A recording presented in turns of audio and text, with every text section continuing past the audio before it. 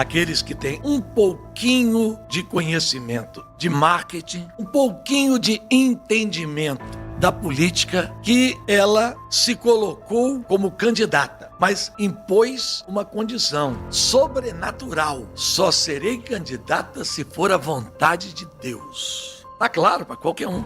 O discurso dela é a preparação para a retirada da candidatura de Flávio Bolsonaro.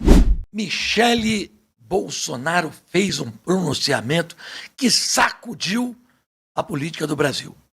Sacudiu tanto que até a Janja curtiu a postagem da Michele. Eu vou rodar agora o vídeo dela e vou parando para fazer comentários para você entender o meu raciocínio, que é diferente da Natuza Neri, da Andréa Sadi, do Otávio Guedes, dos comentaristas de todos os canais de televisão, do William Vac. Eu tenho minha visão e eu normalmente acerto. Eu erro pouco. Então, Sombra, bota a Michele para falar aí. Olá, esse vídeo será longo, porque não tem como ser diferente. O detalhe faz toda a diferença, em especial nesse momento.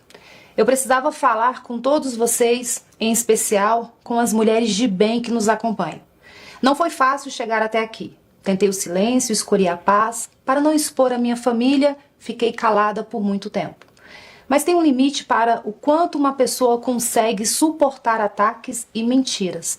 Especialmente quando essas mentiras envolvem o seu nome, o sofrimento do seu marido, da sua família e deturpam o trabalho. Primeira parada. Ela falou ali, envolve o nome do seu marido. Ela falou a palavra marido 24 vezes durante o vídeo. Reparem, já contei a primeira. Ela se coloca como porta-voz do Bolsonaro. Assistam, pode seguir. O trabalho que você entregou de coração.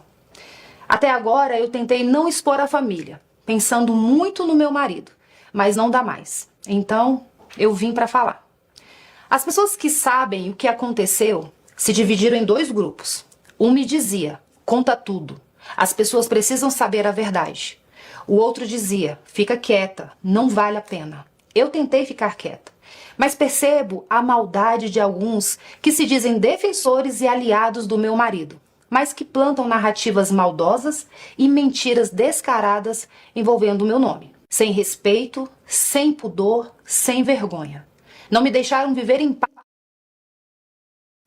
Ela está se referindo ao candidato a presidente da República, filho do presidente, até então autorizado por ele, por escrito, uma carta que ele fez no leito. Ela chama de sem pudor e sem vergonha. Prestem atenção. Como é que você chama alguém que é candidato do seu partido de sem vergonha? Segue. O momento mais difícil da minha vida, inclusive ignorando o pedido que o próprio Jair escreveu em uma carta para que parassem com os ataques. Ele está sabendo de tudo e vê a situação que tenho enfrentado. Então hoje, a verdade vai iluminar o que foi escondido na escuridão das notícias falsas e nos ataques irresponsáveis. Para que todo o contexto fique claro, eu preciso voltar um pouco no tempo. Tudo começou em 2023. O meu marido estava voltando dos Estados Unidos. Ele ia assumir a presidência de honra do Partido Liberal. Ele e o presidente Valdemar conversavam sobre os rumos do partido, o que ficou para trás, o que ainda podia ser construído. E perceberam uma lacuna.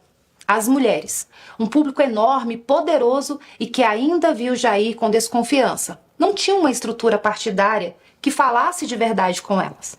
Foi nesse momento que o meu nome surgiu. Eles me convidaram para assumir o PL Mulher como presidente nacional. Eu aceitei, mas fui muito honesta. Olhei para o meu galego e disse: Jair, você sabe que eu não assumo missão para viver um faz de conta. Eu já sabia o tamanho do que estava sendo o pedido e eu tinha visto de perto na caravana Mulheres com Bolsonaro em 2022 idealizada pela nossa governadora Celina Leão para ajudar na eleição do meu marido. Ao lado de Celina, Damares, Tereza Cristina e tantas outras guerreiras, eu vi o que era levar essa mensagem de esperança viajando pelo Brasil inteiro.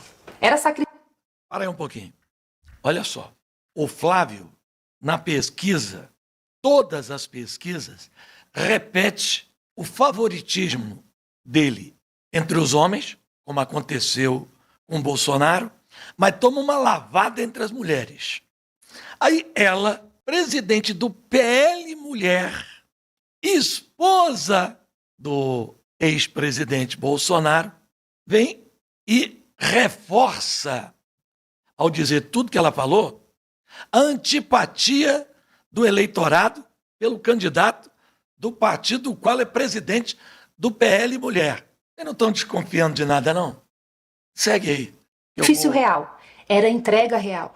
Ele olhou para mim e disse que sabia que seria difícil para todos nós, mas que era necessário. E assim eu fui. Assumi esse chamado mesmo sem ter experiência partidária. O que eu encontrei pela frente era maior do que eu imaginava. O PL Mulher existia no papel, mas na verdade tivemos que começar praticamente do zero. Percorri o Brasil inteiro. Instalamos os diretórios nos estados, empossamos presidentes estaduais e municipais, demos capilaridade e representatividade a um movimento que hoje, sendo um dos mais recentes, se tornou o maior movimento político partidário de mulheres no Brasil. Nós pintamos o Brasil de rosa. E os resultados vieram. Nas eleições de 2024, elegemos 45,8% mais mulheres do que em 2020. Com pouco mais de um ano de trabalho, foram 1.005 mulheres eleitas.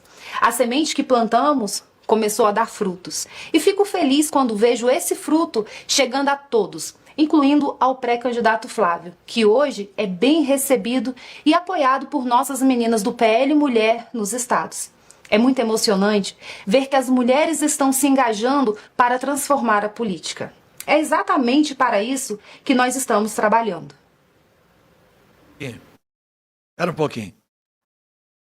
Deixa parado no cenário com a imagem dela. Ela tem uma estrela simbolizando Israel ao lado dela. Ela tem aquele símbolo de uma mão com o dedo ali do Bolsonaro, um copo d'água.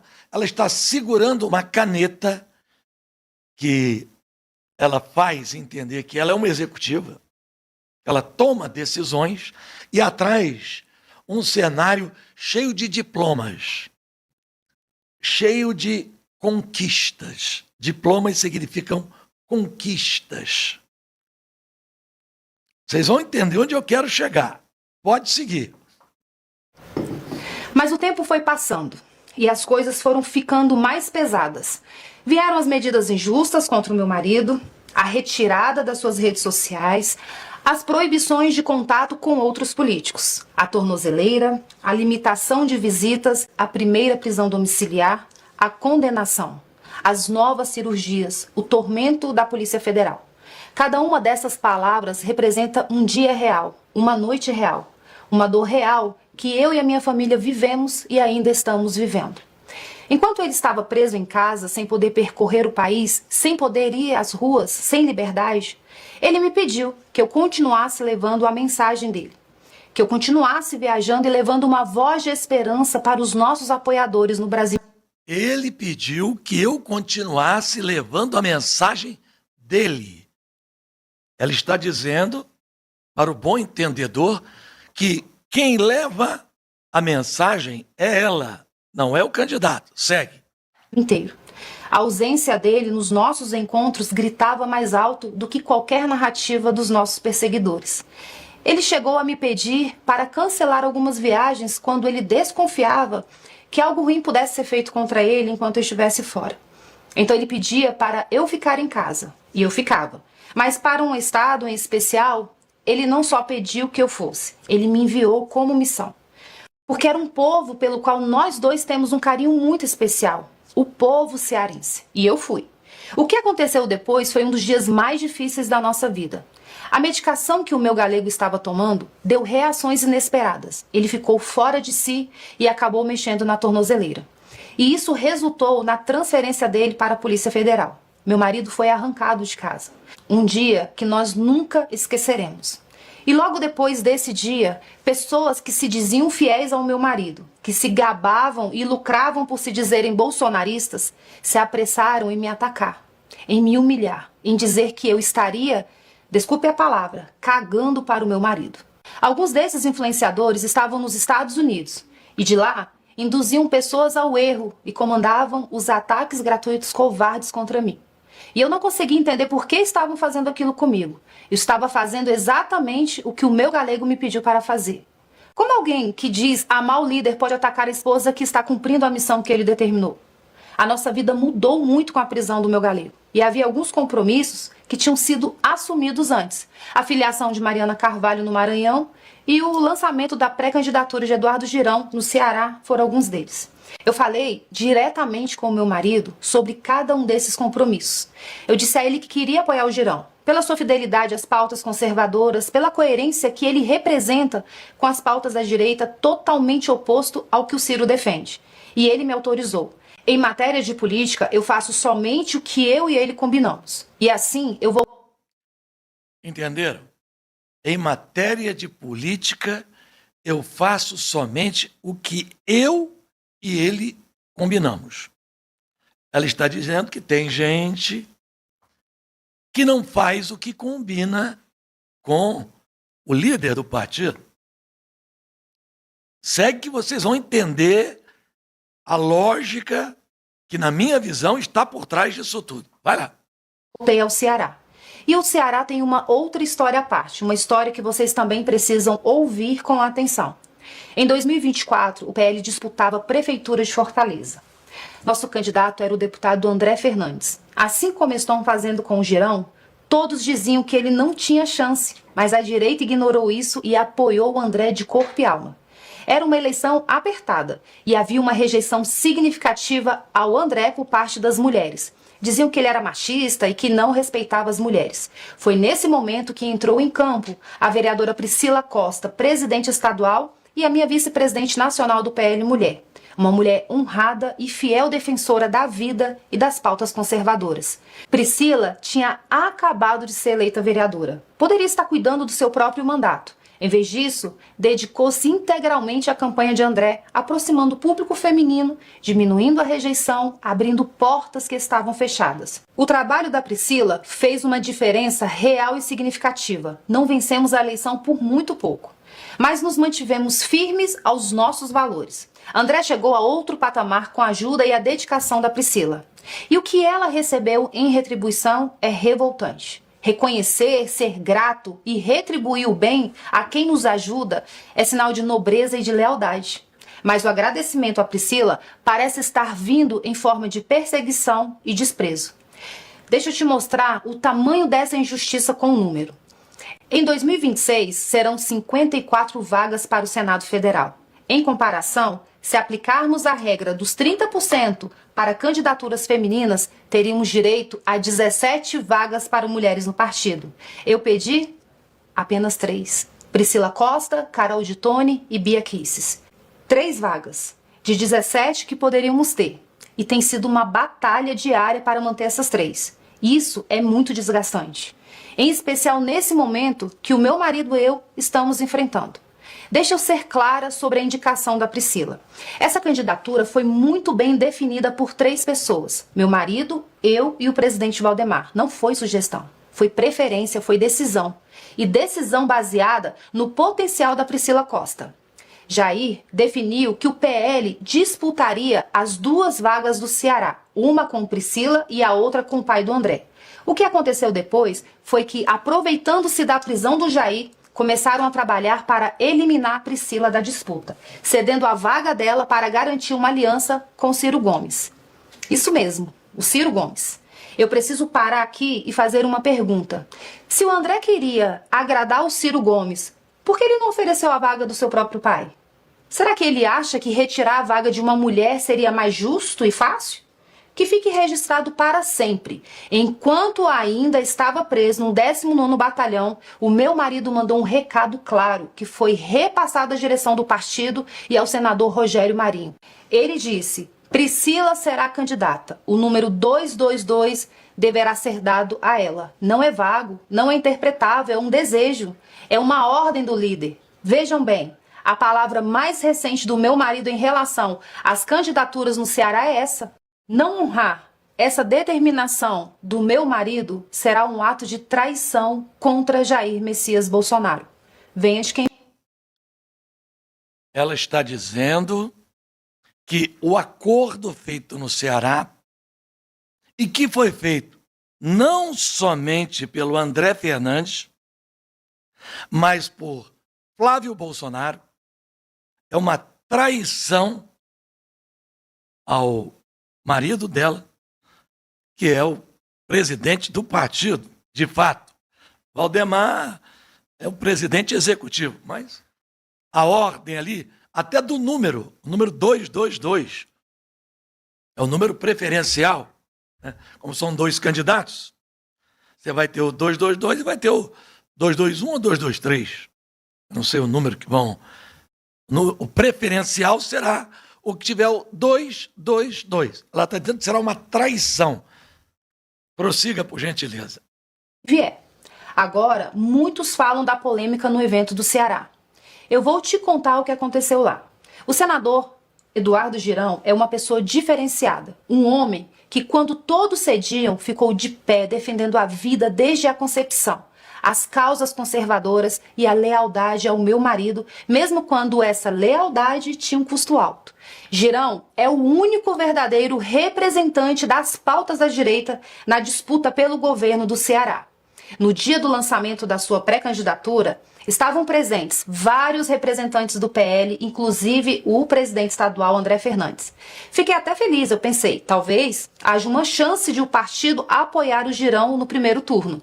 Não se trata de interferência, mas sim uma mostra do que seria mais coerente, mais fiel aos nossos valores. Ainda que aparentemente não houvesse grandes chances, como ocorreu no início com André Fernandes, a proposta seria apoiar, no primeiro turno, o candidato que defende fielmente os nossos valores. E era só isso que eu e o meu marido queríamos. No segundo turno, os nossos eleitores, pessoas de bem, poderiam se unir a todos os demais para derrotar o candidato do PT. Mas o que eu não sabia ainda era o que estava sendo acordado nos bastidores. Não pelo meu marido, não com seu conhecimento atualizado, porque ele, infelizmente, estava preso e essas pessoas não tinham mais contato com ele. A última palavra sobre o Ceará, ele falou a mim e eu transmiti a cúpula do partido. Voltando ao evento, enquanto ele ocorria, eu percebi algo que me tocou fundo. Havia muitas senhoras mais idosas, de cabelos brancos, usando camisetas com o rosto do meu marido, olhando para mim, olhando para o André, olhando para o pai dele e dizendo em voz alta: Michele, Ciro não. Quando o André e o seu pai foram discursar, as vozes ficaram mais altas, mais incisivas e diziam Ciro não. Vaiavam e chamavam de traidores. Eu fiquei ali assistindo aquelas mulheres, aquele povo simples, fiel, que não negocia convicção por aliança pragmática. Quando chegou a minha vez de falar, eu me dirigi ao André Fernandes. Eu gosto dele, eu não falei por raiva, falei por respeito, porque respeitar e gostar de alguém é também ter coragem de dizer o que precisa ser dito. Eu fiz elogios sinceros, critiquei o ato, a aliança precipitada com o Ciro, e não a pessoa. E encerrei elogiando novamente o André, a Bela, o Carmelo e todos os jovens ao redor dele. Alguns acharam que eu não deveria ter falado. A maioria esmagadora, porém, disse que eu estava certa. Basta ver como as redes reagiram. Mais de 90% das menções do dia foram positivas àquele gesto. Mas, independentemente disso, posteriormente, pedi perdão ao André por eventualmente tê-lo magoado. Magoar nunca foi a minha intenção. Quando o evento terminou, eu voltei para Brasília. E durante o trajeto de volta, aconteceu algo muito ruim. Algo que eu não esperava. Algo que doeu de um jeito que palavras custavam a descrever. Uma punhalada. E é nesse momento que entra na história o meu enteado Flávio. Uma punhalada. E é nesse momento que entra na história o meu enteado Flávio. Vê o que estavam fazendo no Ceará. Ela se refere a Flávio Bolsonaro, dizendo que ele deu uma punhalada. Vocês sabem que a facada, né, de Bolsonaro para os bolsonaristas é um mito. Ela está dizendo que o Flávio fez com ela algo parecido que aconteceu com Bolsonaro. Só que aí feito por um seguidor, o próprio, vamos dizer assim, ele não é filho dela, né? É filho da Rogéria. Mas ela é uma madrasta, né? Pode seguir aí, vocês vão ver esse enredo, ponto por ponto, que eu vou aqui dar a opinião de alguém que tem acertado. Eu não acerto todas, mas eu tenho acertado muito. Segue, por favor. Contra um candidato leal e contra uma mulher fiel, ambos da direita, foi ruim. Mas o que aconteceu quando voltei para Brasília foi muito pior. Antes de seguir, eu preciso que você entenda bem o motivo pelo qual eu não poderia ficar calada diante de uma aliança com Ciro Gomes no primeiro turno, enquanto temos um candidato verdadeiramente de direita que, com o apoio que o André tem, seria um candidato competitivo. Não é questão de política, é questão de coerência. Ciro Gomes foi o principal responsável pelo processo que levou à inelegibilidade do meu marido. Durante a pandemia, numa live com outros esquerdistas, ele incentivou e conclamou as pessoas a chamarem o meu marido de genocida e pediu que repetissem isso o tempo todo. Ele chamou o meu marido de ladrão de galinhas, de corrupto, de burro, de jumento. Disse que Bolsonaro roubava gasolina. Disse que as esposas de Bolsonaro seriam todas ladras. Disse que os filhos do meu marido, os meus enteados, eram corruptos, que eram ladrões. E deu a eles um apelido: ovos de serpentes nazistoides. Essas foram as palavras de Ciro Gomes sobre os filhos do meu marido. Sempre foi um corrupto. Eu conheço o Bolsonaro. Bolsonaro roubava dinheiro da gasolina do gabinete dele. O que o Bolsonaro está com medo? Está com medo porque esses filhos dele são tudo bandido. O que está acontecendo é que os filhos do Bolsonaro são tudo bandido e o fogo está chegando perto. E agora, como se nada tivesse acontecido, os filhos defendem uma aliança com o candidato que deixou o pai deles, o meu marido, inelegível e humilhado. Tem mais. Durante a pandemia, ele insinuou que pastores e padres que prestassem assistência religiosa às pessoas deveriam ser presos. E quando vieram as arbitrariedades, as prisões, as condenações injustas do 8 de janeiro, incluindo a do meu marido, o Ciro Gomes se alegrou. É para se unir a esse homem que o PL do Ceará está abandonando um candidato legítimo da direita? É para se unir a esse homem que estão perseguindo e tentando retirar da disputa uma mulher nordestina, mãe de 4 filhos, que dedicou tudo ao movimento em defesa da vida? Já que a aliança com o Ciro é tão boa, por que o André não disponibiliza a vaga do seu próprio pai? Estranho, né? Por que só a mulher tem que ceder? Não dá para aceitar. E foi exatamente isso que me assustou quando cheguei a Brasília. Vi as postagens do Flávio contra mim nas redes sociais. Palavras duras, tom agressivo, defendendo André Fernandes. E, em consequência, apoiando a aliança com um homem que chamou a ele, a mãe e a seus irmãos de corruptos e de ovos de serpentes nazistoides. E não foi só ele.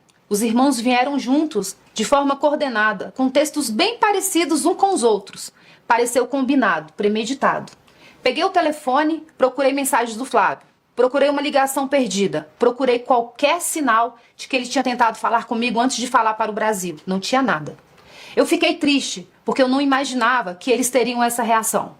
Eu redigi uma nota. Disse que lamentava se eles se sentiam afrontados, que respeitava a opinião deles. Pedi perdão, mas disse também, e vou repetir aqui, que eu tenho o direito de achar errado uma aliança com quem sempre se declarou inimigo do pai deles. Tenho o direito de ser coerente com os valores que eu acredito. Eu não vou trocar valores por pragmatismo político oportunista. Também não estou impedindo ninguém de fazê-lo, mas acho errado fazê-lo no primeiro turno. Ciro não terá meu apoio nunca e, na minha opinião, não deveria ter de ninguém da direita que apoia Bolsonaro. Mas essa é apenas a minha opinião e eu tenho direito de tê-la. Voltando ao Flávio, telefonei para ele, tentei algumas vezes, mas ele não atendeu. Algumas horas depois da postagem, ele retornou a ligação.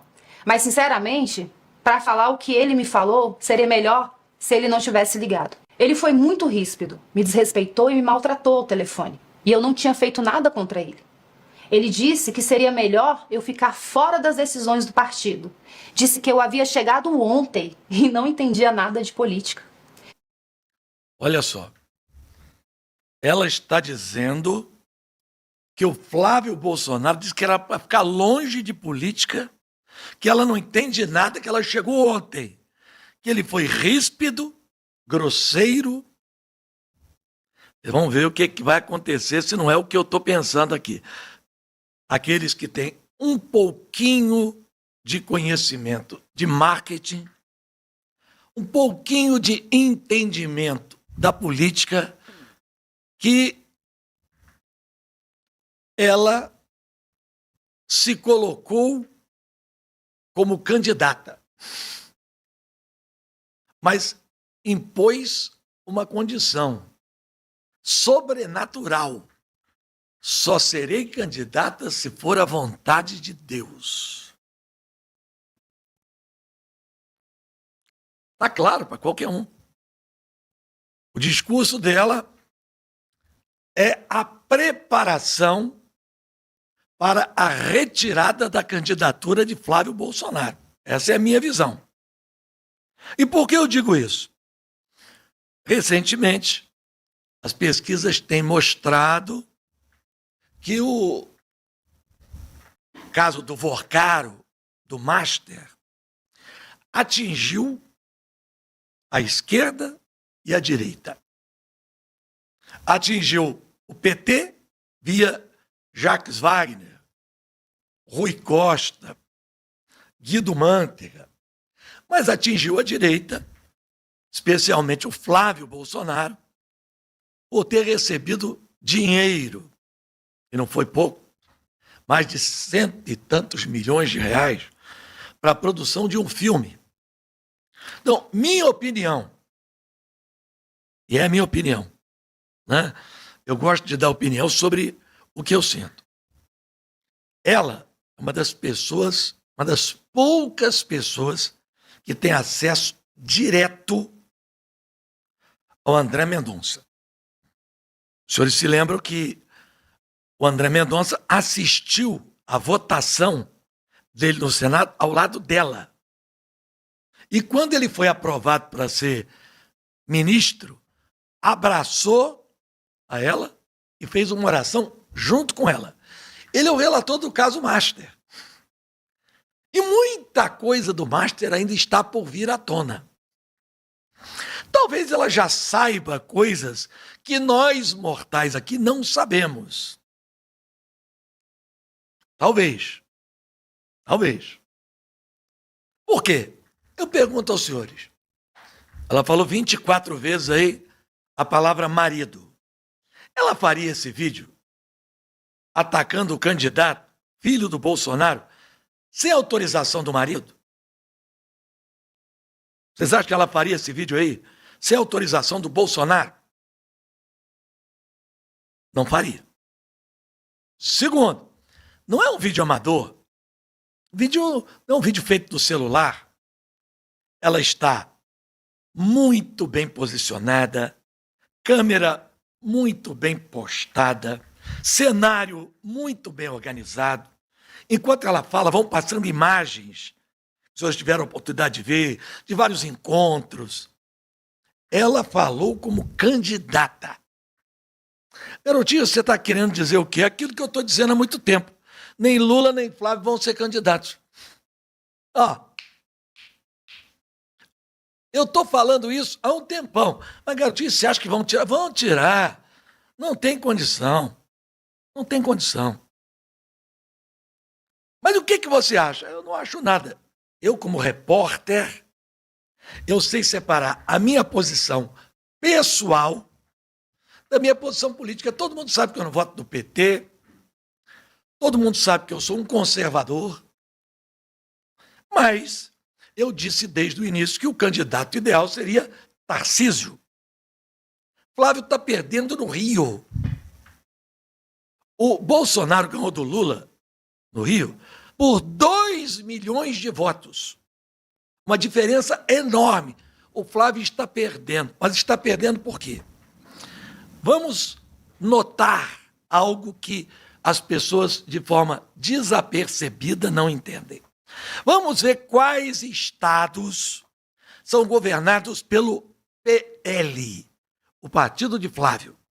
São Paulo, Tarcísio é do Republicanos, não é do PL. Minas Gerais, O Zema é do Novo, não é do PL. Vamos para outro estado importante.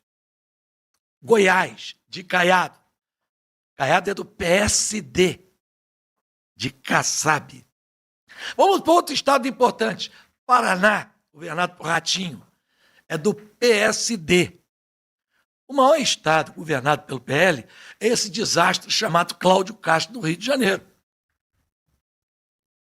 É isso aqui que está desgastando a candidatura de Flávio no Rio de Janeiro. E ele insiste em morrer afogado com esse governo podre de Cláudio Castro, que ainda não foi preso, mas será.